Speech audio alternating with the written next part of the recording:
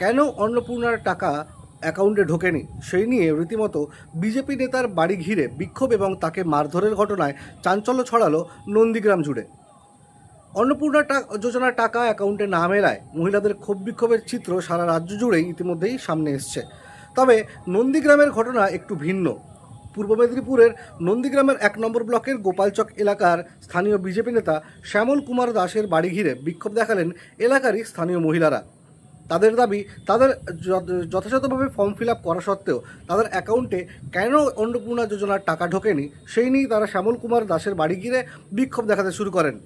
যদিও শ্যামল কুমার দাস তিনি দাবি করেছিলেন তিনি সরকারি কোনো প্রতিনিধি নন এবং কোনো পদেও নেই, পুরো বিষয়টিই সরকারি, তাই কেন অন্নপূর্ণা যোজনার টাকা ঢোকেনি সেই বিষয়ে তিনি বলতে পারবেন না।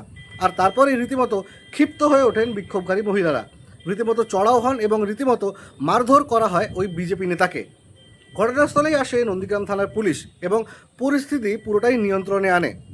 যদিও ঠিক তারপরে এই পুরো ঘটনাটি লিখিত আকারে নন্দীগ্রাম থানায় জানিয়ে একটি লিখিত অভিযোগ দায়ের করা হয় ওই বিজেপি নেতার পরিবারের পক্ষ থেকে।